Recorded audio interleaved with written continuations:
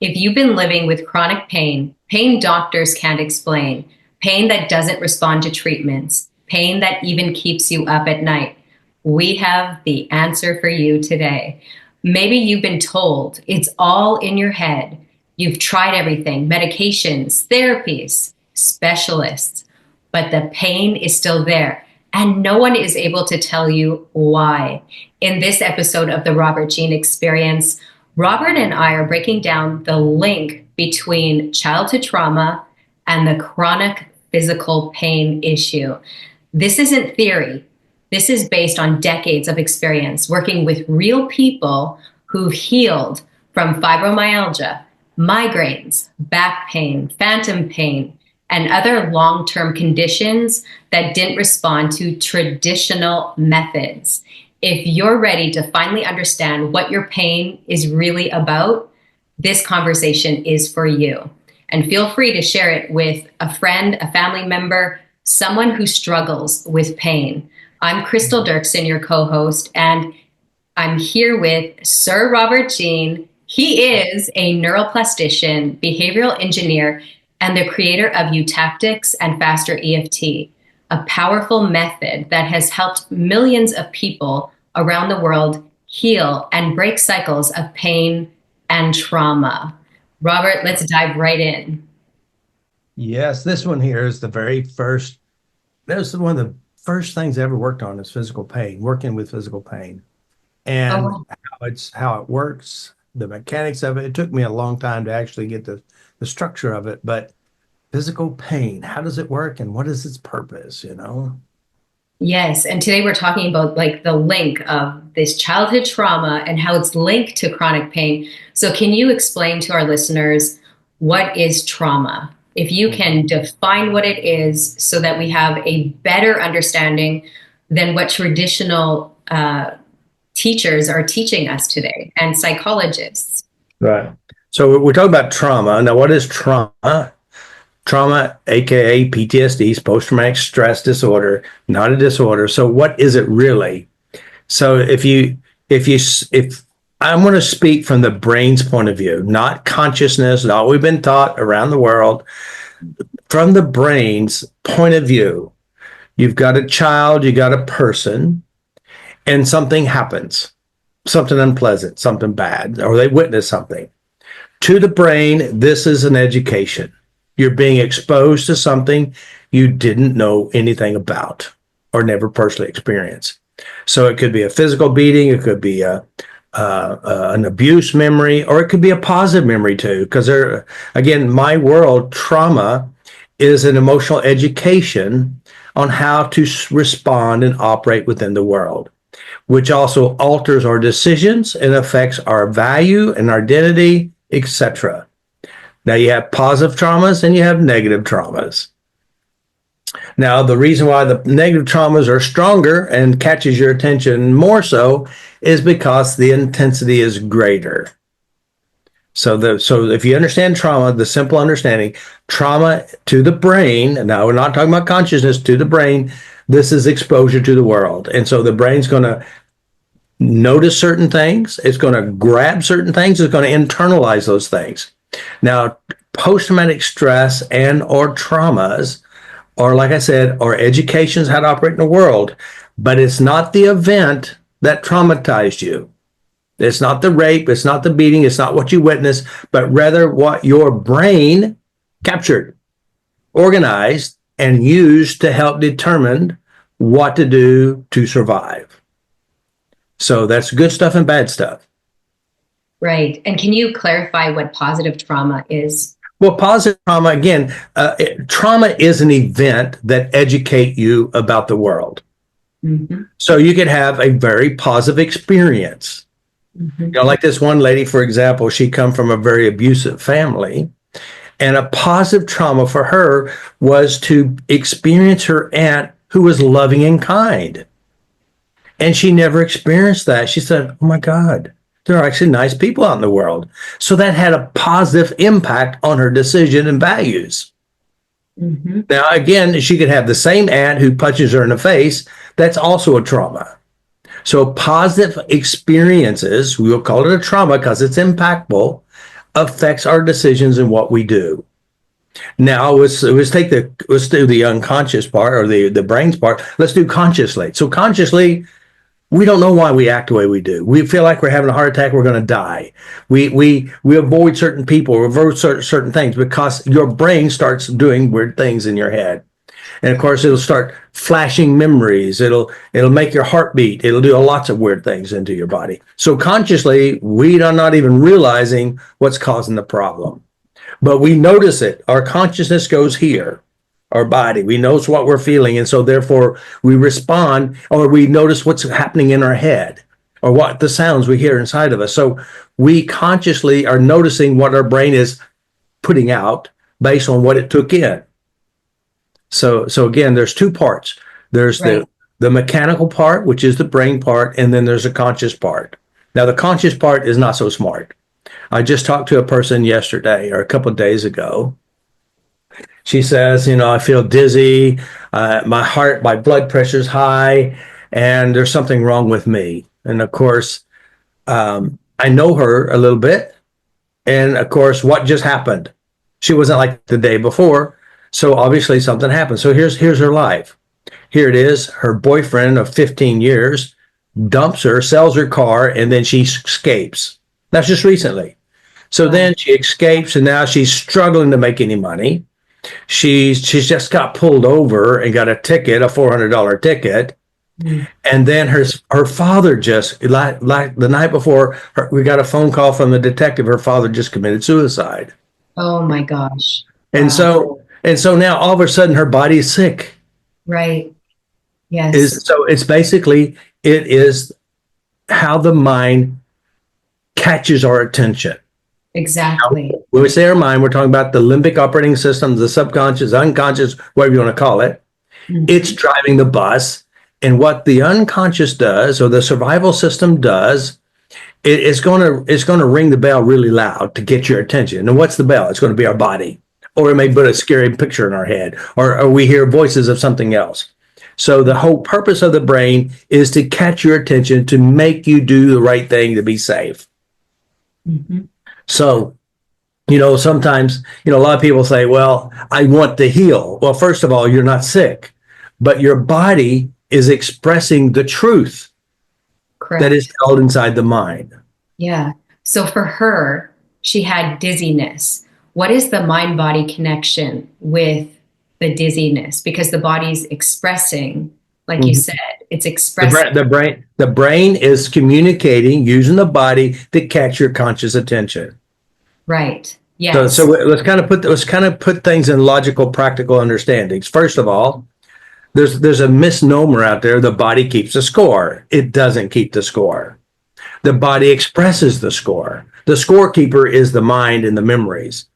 Right. So consciously, we only notice the body. So we're going to blame the body because like the woman who just had all this trauma, she says, I must be sick. There's something wrong with my body. In reality, the body is expressing the traumas or the fears or the experiences that's in the mind. Now, had she not had these experiences, or had she processed these experiences in a healthier way, her body wouldn't respond that way. So the body is just an auto responder based on the internal references in the brain. Right. And I've heard you say this a million times. I probably said it a million times because I heard it from you. The body's an honest expression of the mind. Yes. And that it's innocent, it's honest, and there's nothing wrong with our body. Yeah. Yeah. Right. Now, again, we call it illness, but it's not really an illness. It's actually a self-protective mechanism. What is pain's purpose? Pain's purpose is to protect you, to keep you from hurting yourself. The pain is trying to keep you from harm. And it's also reminding you, what happened. So it's going to try to keep you from doing it again. Right. Okay. Can you talk about, right before we jumped on here, I said the body remembers. Can you explain how that is false information? Yeah, you have to understand, the body is an honest, innocent responder. It's not guilty. I mean, your body is fat, not because the body's fat. The body is fat because the eater ate too much. So we have a tendency to blame the body, dislike the body, curse the body. But the truth is, the body is an innocent bystander who's only sharing with you consciously what the brain holds and fears to be true. Okay, So, but then I could argue and say, well, the brain is the body. well, I will say this: the brain and the body are one, but the brain makes it real in the body. That doesn't mean you can't address the body, and it could affect the brain. Now, I will say this: you can, say you're feeling stressed out, and you're stressed out because of this event and that event and that event and this event, and you go get a massage, and you're going to get a massage. As long as you're not thinking about the event, you're going to relax. True. Or you can drink a bottle of whiskey, Mm-hmm. or you can smoke marijuana, and it's going to relax you, but it will not change the memory holder, which is the brain. Right. So you can get temporary diversion, mm-hmm. But there is a way that you can flatten out the pain memories that drives the body illness or etc. Okay, so you're talking about the key source here. Mm-hmm. Yeah, can you well, I let's first back up a little bit, because I want to clarify this for the listeners. What's the difference between the brain, the limbic system, the unconscious? It's all the same. All the same. They're all synonyms. Mm-hmm. Okay. Yeah, so the unconscious is the limbic operating system is the operating system of the brain. Mm-hmm. Right. Now we have the mind versus the brain. Now mind is consciousness. Now the mind, we will consciously, like, say you're raised up in a religion, and the religion says the reason why you're sick are demons. Okay. Yes. Absolutely. But if you understand what demons really are, it's just things that torment, which would also go back it up to memories, right? But so you're going to come from a system like, for example, I'm a medical doctor. Mm-hmm. The medical doctor says, well, there's something broken in here. So, you go in, you could tell the doc, I got ulcers. He looks in your stomach, you got ulcers, you got a bad stomach. So they're going to say, well, we can drug it up or cut it out. All right. Oh, yes. But they're not going to go, well, have you had any stresses here lately? Have you had any worries? Anything's affecting your health? Oh, yeah. My husband's dying of cancer. My mother just died last week. And this happened, and I'm getting ready to lose. I lost my job. This is what's eating at the person. So they're going to blame the body, but the body's an honest responder to what's going on inside the mind. So the body's just a red waving flag, says you need to figure out what you're doing inside yourself. That's right. Yes. And here's another major part about how, by the way, guys, those of you who are listening to me, I have tons of videos of testimonials of people with severe physical illnesses. We're talking about lupus tested there, lupus tested gone. Hashimoto's disease, tested there, tested gone. These are blood tests. They're there. Now, what happened between there and gone? They took You Can Change Yourself course. They started changing and adjusting memories. By changing and adjusting memories, now when I say change and adjusting memories, the memories will be the emotional traumas of childhood and onward, from birth onward. So by addressing memories, you're flattening out the information in the brain to trigger illnesses. This is how it works. Especially fibromyalgia. I have a lot of people coming with fibromyalgia ME. Can you explain what that is for people that don't know what that is? Well, won't you look it up? See what fibromyalgia ME is. Basically, my understanding is fibromyalgia ME is a physical pain that doctors can't explain. You hurt all over. Yes, exactly. It's widespread pain throughout the body, often accompanied by fatigue, sleep disturbances, and memory issues. I actually have some statistics on there as well, if you want to hear that right now. Yeah, go for it. Yeah. All right. So it's affecting right now 10 million people just in the United States alone. That's a lot of people. 10 million people with pain. And it's prevalent among 75% to 90% of women. Mm-hmm. Mm-hmm. And then the research also indicates that individuals with fibromyalgia often have histories of childhood trauma, including emotional neglect and abuse. Mm-hmm. Yeah. Yes. Yeah. And so far, doctors often misunderstand it. There's lots of research on on how it's just purely a physical condition. And now this is where people might even believe, oh, there's something wrong with me, you know, and depends on the doctor. I don't know what the physician is saying to the Right. patient.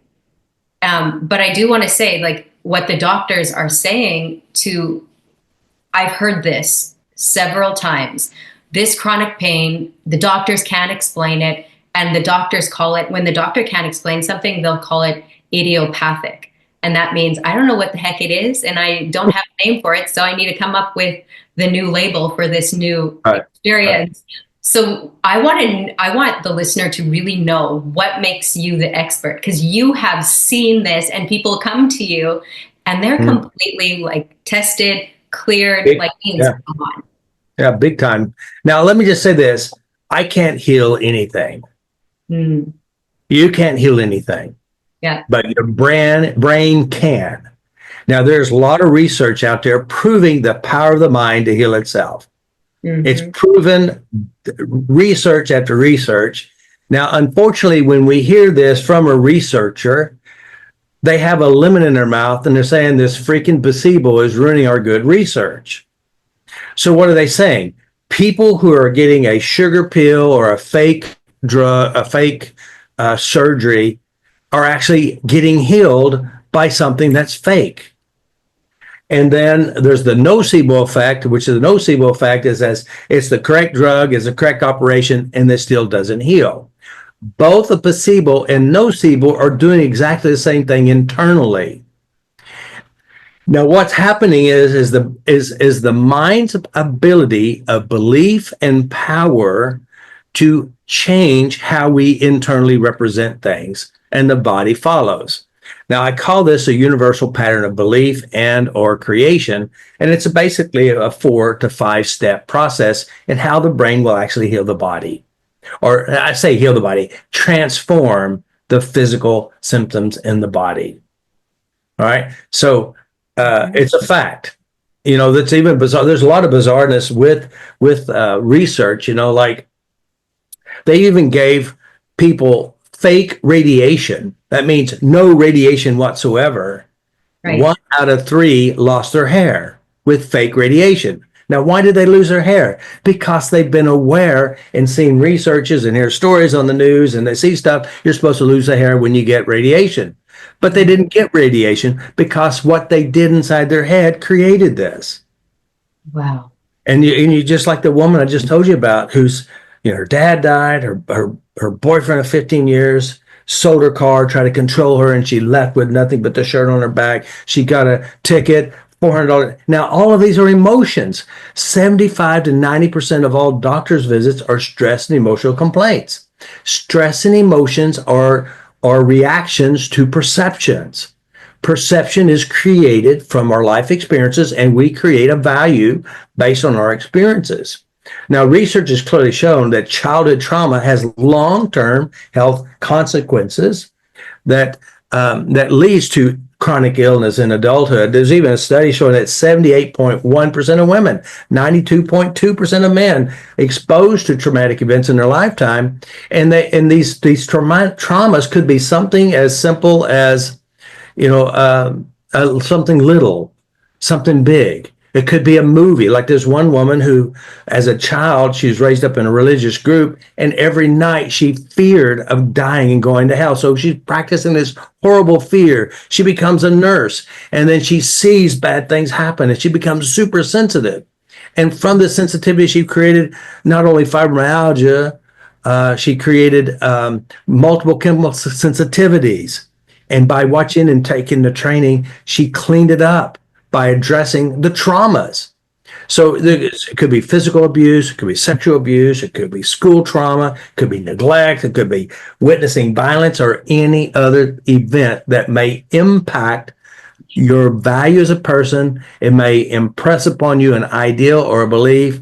Even a nightmare could even create a trauma and an illness based on the individual and how they translate and interpret the event. Right, exactly. So going back to what makes you the expert? Because I know how to change it. I know how. And by the way, I have a long history of this.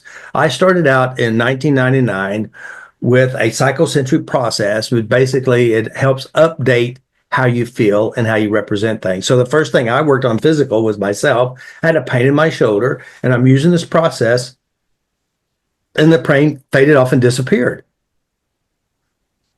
I go, why? Right. That was real. That was a real pain. It Mhm. was real. And of course, I've worked with a lot of people with real physical pains. Matter of fact, I talk about Phil a lot because it's one of my early years. Phil had morphine patches on his hip to deal with the nerve damage in his groin, which they did 13 angiograms going to his brain and put stents in there. And so he has this real physical pain. He booked a 2-hour session with me. Now he's been attending my seminars. And so he booked a 2-hour session with me, and I started working on his memories. Now, the memories, I said, first of all, you have to understand, I'm going to pause here for a second. The mind will recycle memories and experiences. It recycles them. That means if you don't change the memories of pain, hurt, shame, and trauma, your brain's going to give it to you again because that's a part of the world it captured.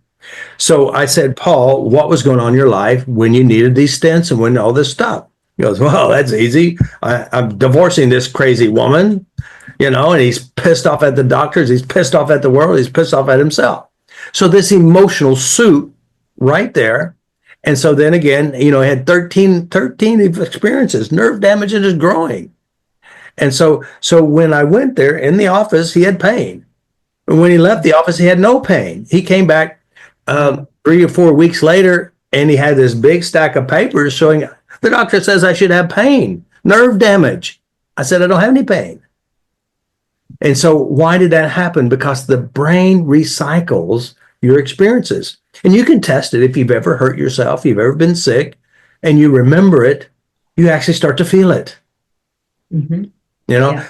There was a guy who came in to see me. He had his arm amputated from an accident. And so he's in my office and he's talking about, he's go to the doctor to get pain medication for the arm that isn't there. Wow. So that arm that is gone hurts, and the doctor's giving him medication. And so all I had to do is go back and remember, have him recall and clean up the memories of what happened. And so in his brain, he went there to that memory and he could feel the pain, the intensity, all this stuff that was recorded in his brain. We go and we flatten out the memories, the pain in his arm left. That means he doesn't need any medication for the pain in the arm that isn't there, because we're dealing with brain pain, and brain pain makes the body feel real pain. Right. So 100% of the time, it's brain pain. You can't say 100% of the time, Okay. but I will say this, the brain translates. Right. And the brain translate, and I've had real physical pain. I climbed up something, fell down, broke 2 ribs. Now that sucker hurt. But what was happening in your life? But if I didn't address the pain at the time, that pain will still. I can't go back and find the pain. The pain, my ribs don't hurt. Nothing's ever like that. But if you don't address the pain, real pain, the pain will be recycled. Now, the bad thing about pain is we have consciousness. Consciousness, logically, you could build a bigger problem because you begin to worry. What are worries? Worries are affirmations. And when you worry, you not only worry about a pain, but you imagine the worst pain, and you plan your life around pain, and you build a world around pain. It becomes an identity and a self-value, and it's almost like it's like a trophy that you wear, even though you say you don't like it, but you do. Yes. And so there's more to clean up then once you've added the conscious piece in, because then you have the other filters to look at in essence. Yeah. Right. Because again, when I say let's get rid of your pain, you go, well, who am I going to be without my pain? Right. Yeah, exactly. I mean, this is a common thing. Who am I going to be without my pain? I've been living with my pain. I've been dating this pain. I go everywhere with this pain. I lay in bed and I plan my day around this pain. I hang with painful people. I read painful stories. I join painful groups. Mm-hmm. If you take it away, who will I be? I said, happier, better off, enjoy life more, Well, But again, they might argue and say, but I'm without the welfare check or without the. well, that's exactly the case. You know, the woman called me up on the phone. She said, "I'm sick and tired of being sick and tired." I go, "Well, what's wrong?" She says, "I've been sick and I'm constipated." And I said, "Well, how long you been sick and constipated?" "Well, it really got really bad in the last 5 years." And I said, "Well, what happened 5 years ago?" She says, "I don't know." I said, "Think about it." Mm-hmm. Oh, my mother died. Mm. 5 years ago, mother died. So her illnesses got worse. And then I started working in her head and addressing some of her memories. And one of the memories is that she was, as a child, I mean, her mother was a single mother. She was a latchkey kid, which means she comes home alone. And of Mm. course, she's lonely. And she Right. discovered when she's sick, guess what mom does when she, as a profession? She's a nurse. And when she's sick, mom stays home with her. So she found out being sick finds me love. Right. Yeah. And so mom dies and her sickness she gets really sick. And guess what? She goes to the doctor and she finds mama there. Mm-hmm. So that's the Wow. bizarreness of the brain. Right. Yes. Um, where do we want to go now? Okay. So another thing about pain. So we're talking about pain. The purpose of pain, you have to understand now, all of you understand, everybody, you can even think about it. You have a book report tomorrow you got to give, or you got some trial or something that you got to go to. And do you wonder why that you're sick? Do you not wonder why when you toss and turn, you can't sleep? Because of the worry and because of the fear, and you wake up, you feel nausea, your period starts out of the blue, you've got some kind of weird something going on because you have to face the monster in your life. And pain and illness is going to keep you safe, keep you from addressing it.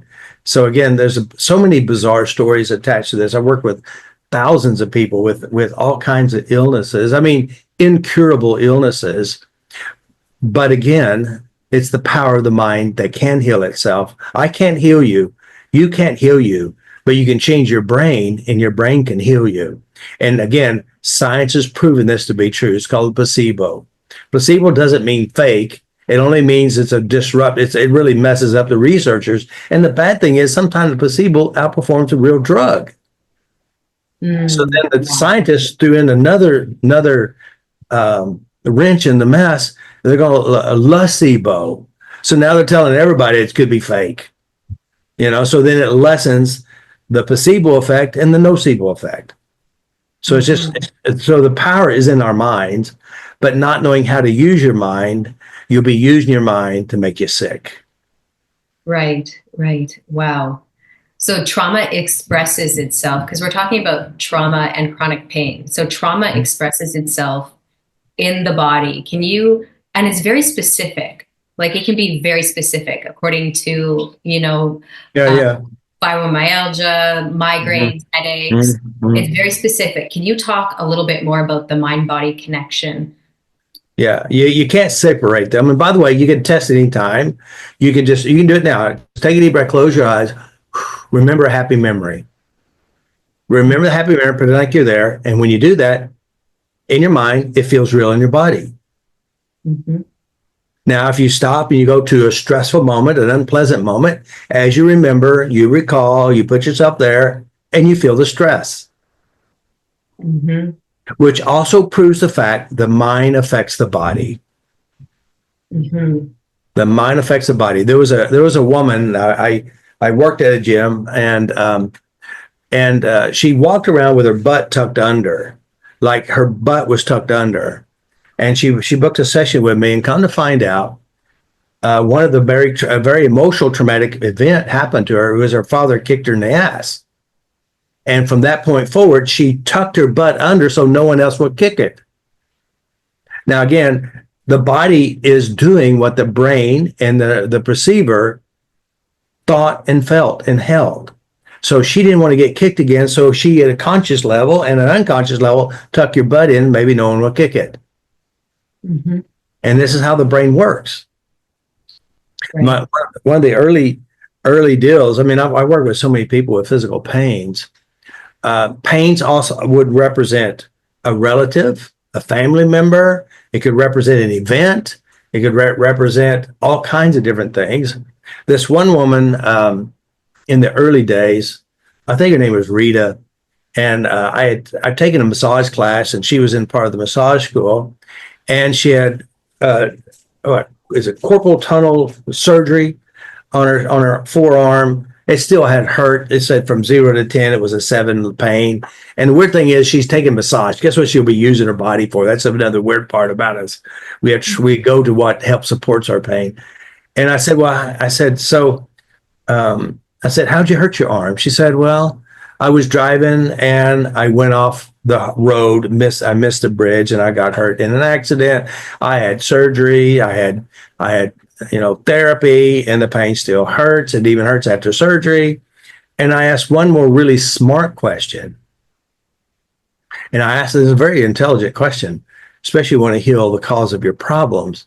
I said, what was going on in your life before that happened? And she goes, oh, well, my boyfriend just broke up with me.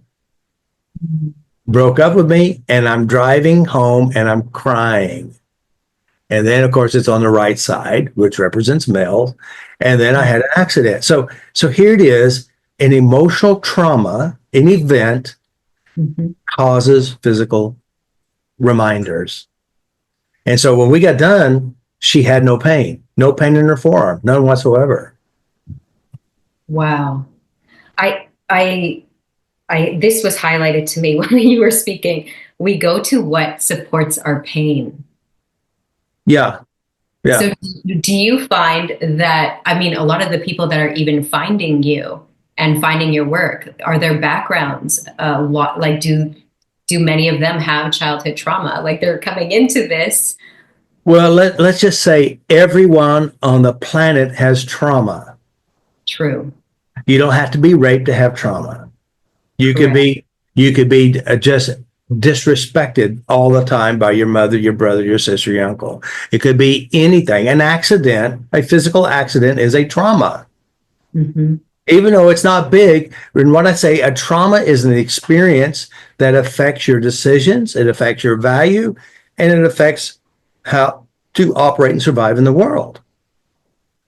So again, our brains translate the event.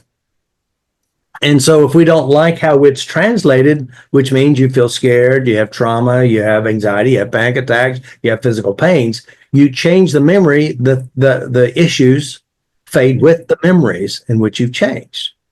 Now, again, if you think about it logically, if you fell and you hurt yourself and you have what you call a real injury, a real physical injury, it will be purely physical. But why is it you can think about it and the pain gets worse? You can have stress and your pain gets worse. If it's purely physical, the emotions won't impact it. But it does. But it does. And so my whole system, my system and training is based on one principle. Everything I do is based on this one principle. Whatever you think, your body follows. The body is an innocent follower. But it expresses what is in your head. So yeah. So hey, I want you to mention, pause here. I want you to mention and say, what about that book? You have a book that said, Emotions Buried Alive Never Die. You go look it out. Yes. And we talked about before that book that you mentioned, or let me see, how am I going to say it called again? Now, I saw this book, I read this book, and yes. And it reminded me of something you said. Something however you did that. What was the book called? Feelings Buried Alive. Yeah, Feelings Buried Alive Never Die. Yeah. Never die. Feelings Buried Alive Never Die. And how do you want me to address this? I just want to, because you brought it up, so bring it up the same way you brought it up earlier. I had no idea how I brought it up earlier. Well, just say, hey, I read across this book. Yes. And it kind of reminded me of what you say. So whatever you said it, whatever it is. Right. Okay. So years ago, I read the book that's titled Feelings Buried Alive Never Die. Can you talk about that title and what that really, the truth about it? Yeah. Well, that's interesting. That's the very first book that I discovered. Actually, I was in Jacksonville, Florida. I was doing a training there, and I read that book, and I knew logically you can't bury feelings. Feelings are not buried alive, but because feelings are expressions from memory. You can bury memories alive, but you can't bury feelings. Feelings are expressions of memories. Now, consciously, we only notice feelings in our body, but we don't really understand the mechanics of the mind. So I created the saying, memories buried alive never die, but they show up in another pair of shoes, usually in an uglier and bigger way. Now, Right. that's the good memories too. Good memories never die. They just show up in a grander, more bigger way. But Right. what I got from that book, because I already knew that's a misnomer, you can't bury feelings, you bury memories. Memories create feelings, right? So, but what I got from that book and what I use today, because, I'm going to use you. Crystal says, well, I have this pain and I don't know where it come from. I don't know what memory put it there. Mm-hmm. Now, when we talk about this with logic, like I said, the mind first, the body follows. The body is a servant. So when you're having physical illnesses, it's called body language. Your body will express what the mind holds. So the mind makes it real in the body.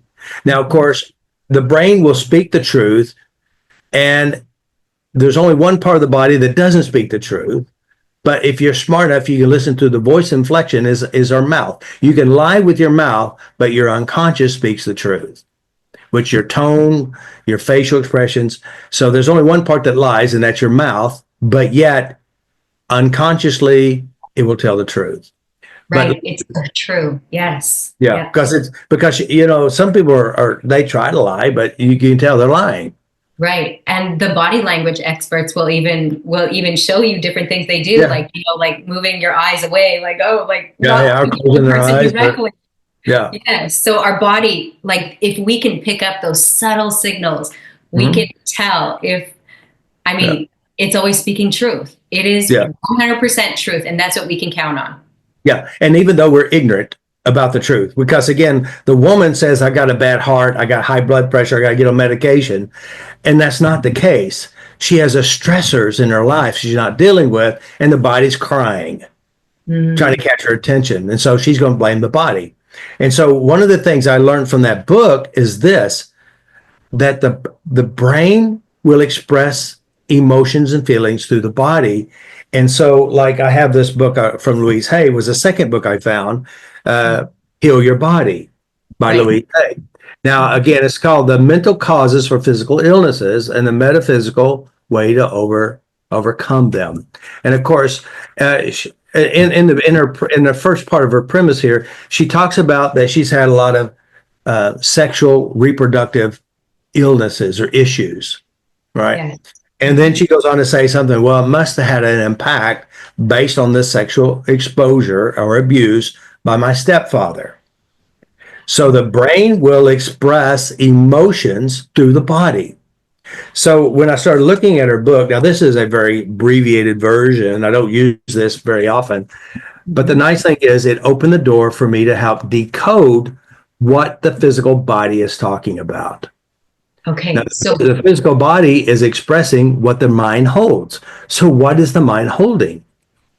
right. So for the women that are listening, that are carrying either pelvic pain or struggle with reproductive issues, what could their body be trying to express? Lots of different things. Again, I mean, it could be, from the not being told by their mother that a period will ever happen, and then it starts at school. She's stuck to the chair. There's blood running down the floor. It could be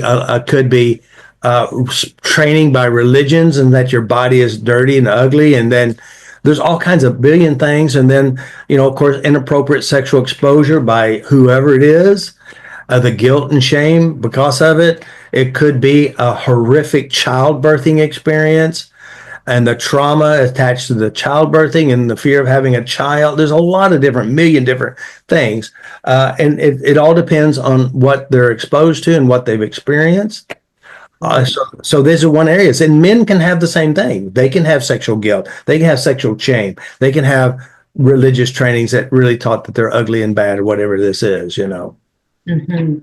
Yeah. Have you seen some of the people come and see you with the pelvic pain or like the pelvis twisting, and then it was tied to even Spanx as a child? Yeah, it could be anything. Yeah, Yeah. yeah, Yeah, that one I've seen several times. The yeah, Spanx. Yeah. yeah. Being beaten. Yeah, Spanx. I think Spanx is a little light version of it, most likely beaten. Yeah, yeah. Well, some parents don't, it's not just a little tap.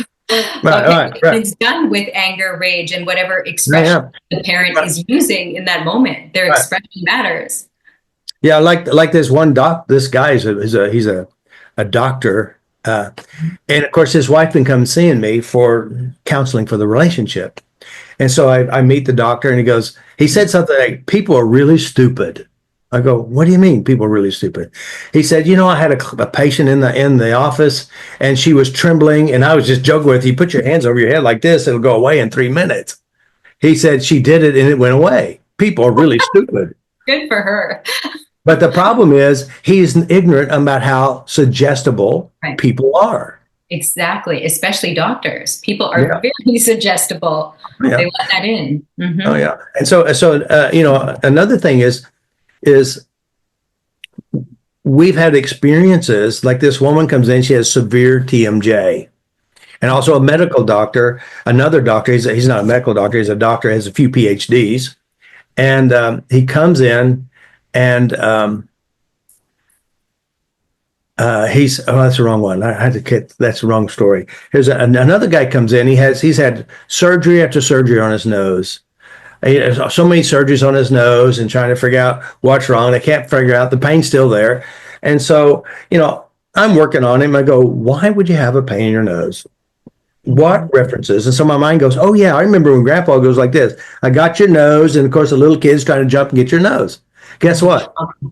His nose was taken and never given back. And that was emotional trauma for that little boy. I Oh, tapped on that memory and changed the memory of his nose being taken from him. The pain in his nose disappeared, gone, wow. because it was a reminder of a childhood experience. Right. Another woman had TMJ, surgery after surgery, dental, you name it, they did it all, still had pain. And of course, it's on the left side. And I said, well, start working on your memories. Hey, how was your childhood? Oh, it was pretty traumatic. Dad was abusive. He'd slap you at the drop of a hat. I go, slap you? Is he right-handed? Yeah. Guess what side did he hit? Her face on the left. And so I went and started addressing her really, it was very traumatic experiences, being slapped and abused by her father. We go and we change the memories, being slapped. Her TMJ disappeared out of her jaw. Wow. Because the brain reminds us where we've been, what we've gone through, and it's going to protect us. So this reminds me, everyone has a different way of thinking around this. Do you have to go right back to the childhood event? Let's say she's experienced the slap on her face as a child by her dad, but then later on in her life, now she has the TMJ and there might be other experiences. Do you have to go back to the original imprint? Well, most people have no idea what it is, where it is, and why it is. They don't know. They don't know how to find it. Right. Right. Okay. And So you that's don't, and you don't necessarily have to, but I do figure it out. yes, and I that's do what you're figure it out. supposed to build at. Yeah. Yeah. So I use this book. I very use this and very often. Heal Your Body, and basically I use this. So you're going to come to see me, and you have a physical problem. Mhm. Logically, by reading the books, I say several books. I have several books here. Yeah. Right side represents male issues or giving to yourself issues. Left represents female issues or um, let's see, in receiving. One is giving, one is receiving. All right. Mhm. So a lot of times, and it's like there's a video on YouTube. Her name is I don't know. I don't think her name is Penny. I don't remember what I have her picture in my mind. So here it is. She had a horrible pain in her shoulder. Like she couldn't lift her right shoulder very high. Yeah, I Zero to remember that 10. one. Yeah, Yeah. 0 to 10 is like a 9. So I started working on it. Of course, right represents male issues. I said, any male issues in your life that's ever had a negative impact. She goes, yeah, my brother. I hadn't seen him in Oh, 10 years. And so we go back to memories of her brother. and how mean he was and all this stuff, and we had any male issues going in her life. And we tapped and changed the memories, and all of a sudden the pain in her shoulder disappeared, completely gone. And so years later, I mean, say a year later, maybe, either she came to a seminar or she just contacted me and she said, "You won't believe this." Because when I working on her in the session, she hated her brother, couldn't stand her, don't want to be around him. But then a year later, she goes, "You won't believe this. My mother had passed, and we were spending time. I had a really great time with my brother. Like it was the relationship was totally changed, and she didn't realize it was totally changed until much later. Go, oh my God, it did change, and you did it. I helped her change those memories, and the shoulder pain is gone too. Wow. So the body is a reminder where we come from." And I see this all the time, lots of times. And so how I would use the book, I use this book here very frequently, Secret Language of the Body. You can find all these on my website and how to use those. And then, of course, this is the big daddy, granddaddy of them all, Metaphysical Anatomy by Everett Rose. Everett Rose, and this is by Anna Siegel. Now, what I do with these is I'm just open up a page. And we got ovaries here, so we go with ovaries. Let's do it. All right. So again, what is the symbolism of the body? The body expresses emotions. So it says here, possible contributing factors. Now, how I use this book is I read what the contributing factors are, and I say, how can you prove this to be true in your life? All right. So I probably read this, but I hadn't read it in a while. Holding on to old hurts. All right. So the first thing I go, do you have any old hurts in and around this area of your body? So we're talking about sexuality, your sexual identity, whatever this, relationships, etc. Any old hurts. So we'll write these memories down of old hurts, especially from men. So obviously we're going to deal with men issues. Invalidating yourself. So we go, any men issues you have, we're going to write down men issues. And any times that you didn't feel validated or you're not validating yourself. So we get these memories that supports the ovary issue. And not trusting your intuition. I said, do you not trust yourself? Oh, no, I don't trust me at all. And I get memories and proofs of that. And then low self-esteem. Of course, self-esteem comes from our esteeming self. And so our esteeming self will use memories to make us esteem high or low, right? So any moments of things that you really beat yourself up over, you find yourself small and other people, and feelings of neglect and victimhood. So we look for memories to prove that this is true. But then what we do is we go change the memories. And as we change the memories, the ovaries will follow the change. Right. Yeah. So going back to the question, do you have to go back to the childhood event? You don't have to, but we can find it this way without knowing the childhood event. Because remember, this is about emotions today. Yes. We're not talking about your childhood. Now, if you do have a childhood event, we go there also. But I work with a lot of people that had no idea. Now, again, like the woman I told you about, she's sick and tired. She's constipated. She's got all this pain in her body. She did not know it was even related to her mother. Had no idea it was related until we started asking questions and we started working on memories. And all of a sudden, the mind pops in the resource. Right. Yes, exactly. And that's where you're finding the real structure of the problem. And the body wants to give us this information. Well, the body will express, but the mind will give us the information. Yes, the mind, that's what I meant. The mind will give us the information, right? So another thing too, just kind of let you in on this. We look for historical events or proofs internally, and then we also address the physical events today. We go back to what was going on in and around the events. We go back and we change all the traumas, all the hurts, you name it. Like, for example, this woman, I was in Strasbourg, France, and this woman, she's had back pain for 40 years. I have a video up there somewhere. 40 years of back pain. And of course, she'd been trying for 40 years to get rid of this back pain, right? And of course, I have in my You Can Change Yourself course, so they call it level 1, You Can Change Yourself. I have what you call the Art of Change questions, which help us evaluate, figure out, and pull out how the brain is creating and manifesting the illness. And one of the questions is, if this pain were a person, who would it be? And she goes, my dad, right? Now, this is in the earliest, she said, my dad. Now, she doesn't know why. She just guessed, right? Because it's come from her unconsciousness. So then later on the break, she asked me, says, I've been wrestling with this pain. I go get a little bit of this or that. It feels good. It all comes back. And I said, how'd you hurt yourself?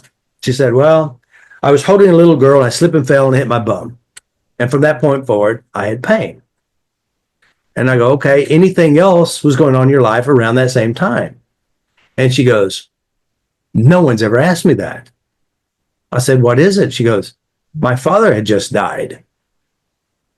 So here it is, the grief and loss of her father. She's got it in her heart and her mind. She's walking, she slips and falls. She hurts her back. The grief and loss and the pain links together. They call ring the bell, feed the dog, ring the bell, feed the dog, feeling sad, hurt back. They all link together, become one. So all these years, she's been wrestling with this pain, which is a reminder of the emotional pain of the death of her dad. So what did I do? I go heal, change, and adjust the memories of the death of dad, where all she has is positive feel goods about dad and not the pain of his death. Which, by the way, heals the body, allows the brain to solve the problem in the body. Right, exactly. I want to say to the listener who might be listening to this and they might think, oh my goodness, this is German. It sounds complicated. It sounds like there's maybe a lot of steps to it. I want you to know that it's actually not that complicated. And Robert's put a system together. And this system is called You Can Change Yourself Master Training. And it makes sense. It's logical. It's practical. And as you go through it, you begin to even transform. As you're transforming how you are viewing this information, your body transforms even just with the information that you're hearing. Yeah. And then you also have the benefit of knowing exactly how to change yourself. Mm-hmm. Yes. And I want to actually address that a little bit further, because in Dr. John Sarno's book, the first thing that he would do with people is he would bring them in to tell them, because many people think, oh gosh, I have this structural problem. It's my body. And just that information that they are not broken began to help people already start to heal their body. And I don't even want to say heal the body, transform, because transform the body. Yeah. Transform the body because they were receiving this information. And that's what your system does. Just hearing. There's some amazing benefits right there. Just simply sitting and listening. Yeah, there could be what we call a bad good collapse. In order to change your body or change your perception of things, you got a bad perception, you got a good perception, and it collapses the bad. There's a process to this. Yes. Mm-hmm. There is a process and how the brain operates. So, but yeah, there is again, like I would say this too, the body is an honest expression of unconscious resources. It's neutral. Now, again, we're going to consciously notice the body's reaction. We're going to dislike our body. We're going to hate our body. One of the number one things in the world, next to fear of public speaking, is disliking ourselves, our body. Mm-hmm. True. And blaming it. But yet we're really ignorant about it too. Right. Yes. You use that word often. I guess we all have a little bit of that. I have my ignorances too. Everybody does. But ignorance you can solve, stupidity you can't. Right. Okay. Well, you can solve that too. Your system can. Yeah. And now let me just say this too about my system. First of all, it's practical. It's like math. You do this, you get that. You don't have to believe it for it to work, but you have to believe in it to use it. If and by the way, you could be a total skeptic, but an honest person, it's going to work because it's really addressing the internal production, how you hold it, how you represent it, and you do this, you get that. And it will work. It does work. Again, when we're talking about people who are ill, there was Rose Hartgrove. She had lupus for a long, long time. Lupus, really, really bad. And she drove me crazy. She kept, she didn't have any money. So she raked up money She got people to go fund me and all this stuff to come to the seminar. I gave her a big discount for it as well. And then in the seminar, she's just a whiny baby about how traumatic her childhood was. And by the way, she's a psychiatric nurse. She's how abusive her mom, all these stories. And she wanted me to do a session on her. I said, I can't do a session on you. I have too much going on. I have too much stuff I'm working with. And so I personally hired 2 of my practitioners to give her a session. And I said, I want you to do this. I want you to go back and change this, and this, address these memories and these references. Now, they spent 2 hours with her, and when she rolled out in her wheelchair, by the way, she came in October, rolled into the seminar in a wheelchair, lupus, all kinds of problems. And she said, when I rolled out of that session, I started noticing some of my lupus symptoms fading. Mm-hmm. And of course, I don't know I know very little about it. She said sun sensitivity, whatever else it was. And then my system teaches you how to work on yourself, because people don't. Even therapists with their own therapies don't work on themselves. So I show you how to work on themselves. So she's working on herself. She's working with other students, working to clean up herself. And then one of her friends, who actually donated a lot of money to get her to come, she says, Rose, are you going to go to level 1 in Oklahoma? She said, no, I've already been there in Vegas. She goes, listen, if you don't go to Oklahoma, I'm not going to be your friend anymore. You need to go.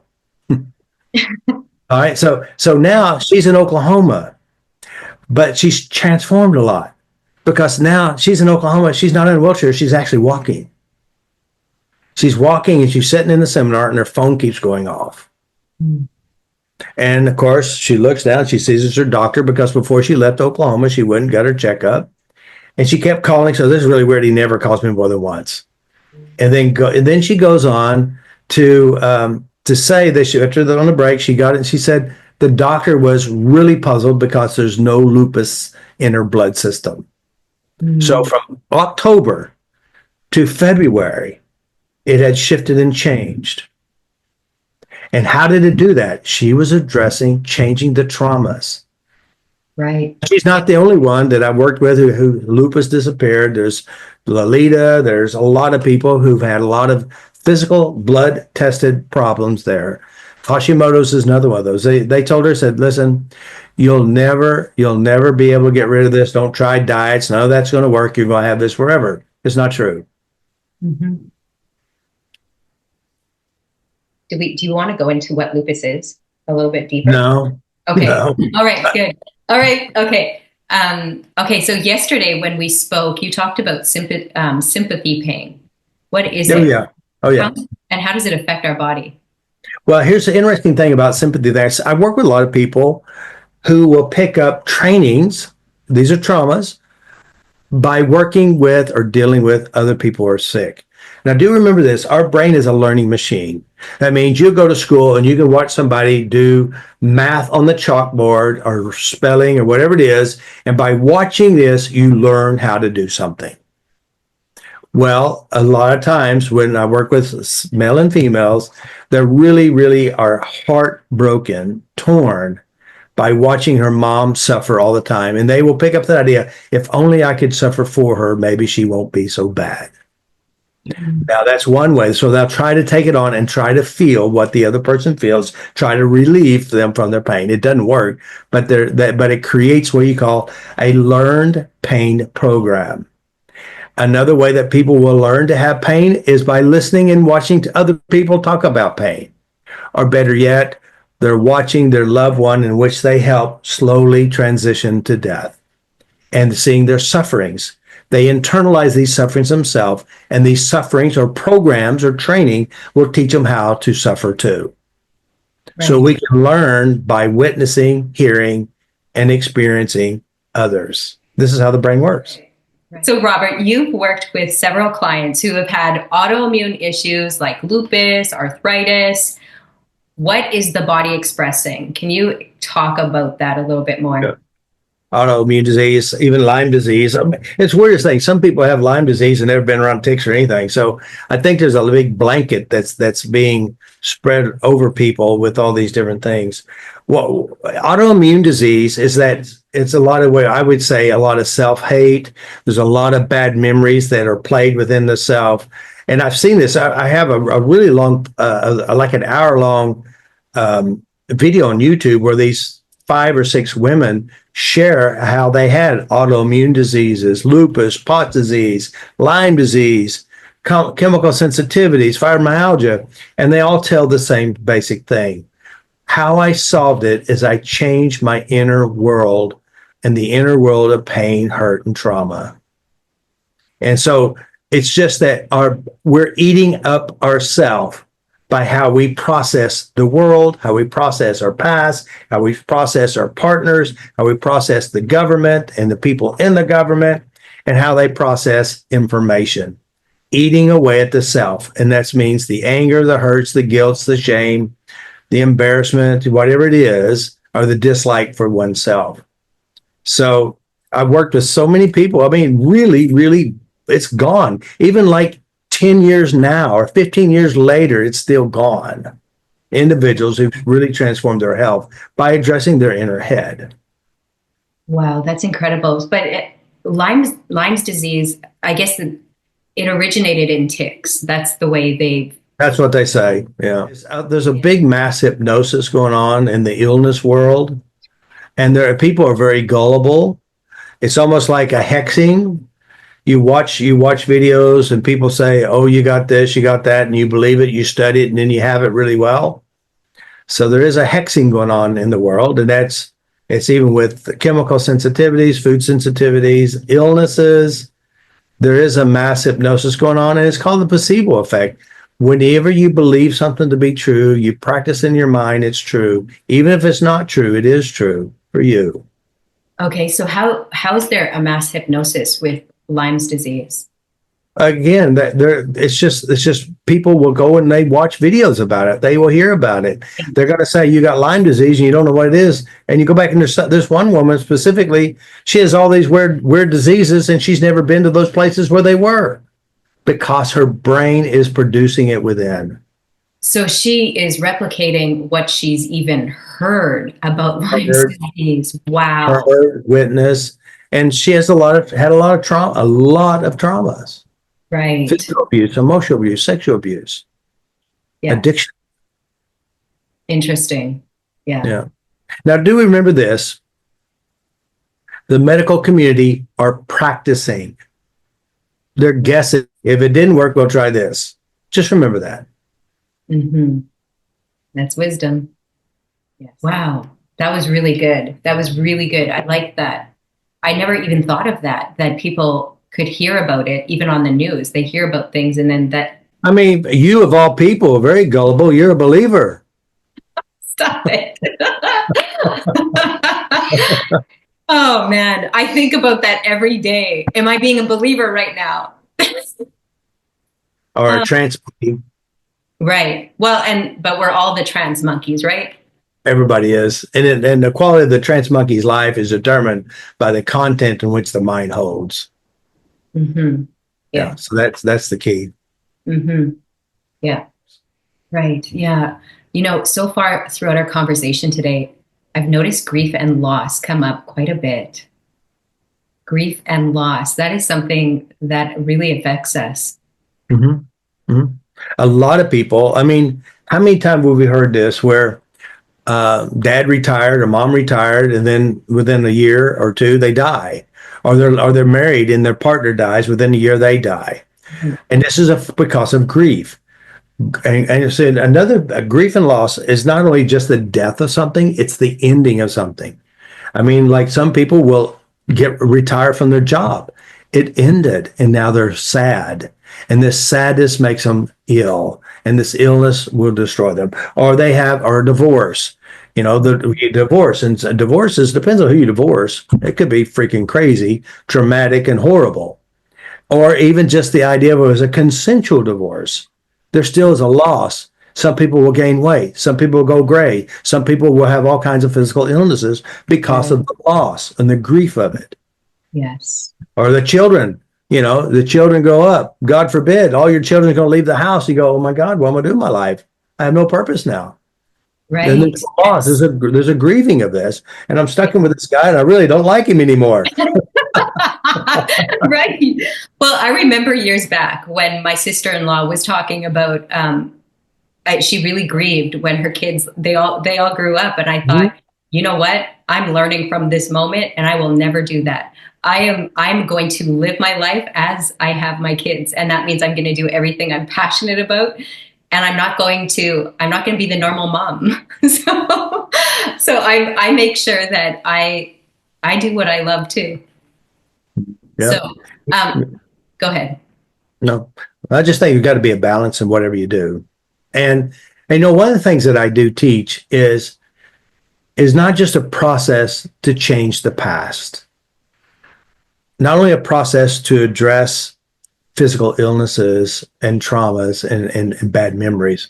I'm teaching a philosophy about life, how to see the world in a productive way, how to see your body in a healthy way, how to process difficult times, and how to keep your head above the water when things are tough.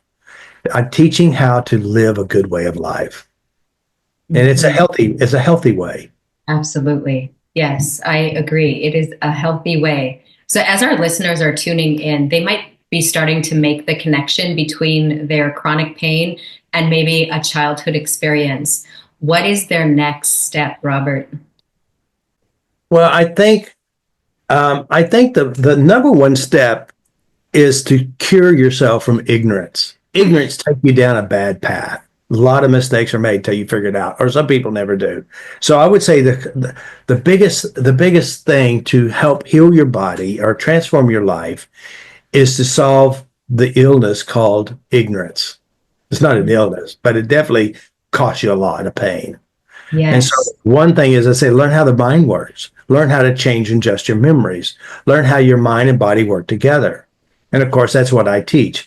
Now, again, Yeah. there's a difference in what I teach than all the others. There may be some out there, others that do this as well, very few. But most of them, you know, we talk about, you know, a lot of people with chronic illnesses, et cetera. They go to, you know, they go to DNRS. Now, DNRS or Gupta or even Joe Dispenza and many others, what they're going to do is that you have bad memories here. They go, no, don't think about those. Come over here and think about these over here. Try to be positive. Practice positivity. Well, the problem is negativity is more powerful than positivity. I wish it wasn't true. Why is that? Well, first of all, to your brain, this is not negative. This is how the world is. This is how I need to survive. This is real and true. Hmm. So, I do know, if you don't change the cause, which is memories, you'll always be fighting the invisible enemy because you don't know what you're dealing with. And then you always go back, you fall back, you fall back. So, and it's almost like I'm always got this thing gnawing at me. So you go change. Now, by the way, guys, when I say change the memory, you're updating it to where it looks different, feels different, sounds different, performs differently in your brain. Now, do remember this too. Memories in your head aren't the real thing. Memories in your mind are created ideas that your brain created based on what it witnessed. There is a distortion here. So if you change your memories of the past, it doesn't change the past, but it will change what your brain recycles on you because it's going to use the bad stuff on you, even if you never think about it. You make decisions because of that event without ever visiting. It's almost like when you write a check, you don't go back to kindergarten or first grade trying to remember how to make the letters. You just do it without thinking. That's right. Our illnesses and our problems are very well designed by your mind. Yes. Oh, whoever's listening, please just rewind and listen to that again because that was so good. All right, Robert, any last thoughts for the listeners? Last thought would be is, guys, learn how to be in control of your inner self. Learn how to change your references. Learn how to be your best friend with your body. Remember, it's the only one you got.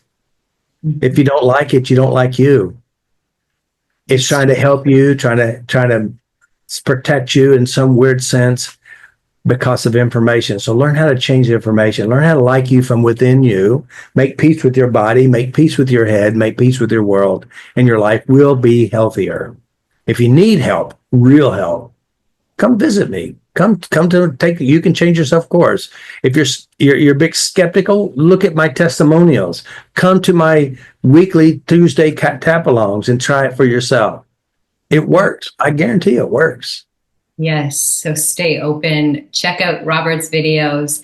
And how about the free online course? Can you talk a little bit about that and the strategy call? If you need some direction, guys, book a strategy call. We'll help organize you. We'll direct you. I know it's kind of confusing. It could be scary too. I know that. And we can help make it easier for you. Of course, I do have a 5-day free course, and it's just going to give you some basics to help walk you through stuff. If you're really serious about having a better quality of life, you can change yourself. Yes, yes, you can change yourself. Master training that is available online. Yeah. And you will find it on www.skillstochange.com. Go Yeah. there, check out Robert's material, check out all, I mean, you have a blog on there, you have a store on there, you have all kinds of things on your website. So, Yeah. Yeah.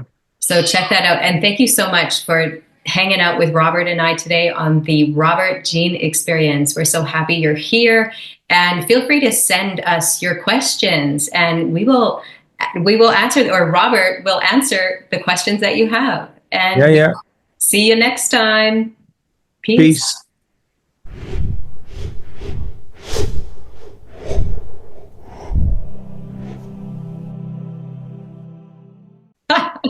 Inner peace creates world peace.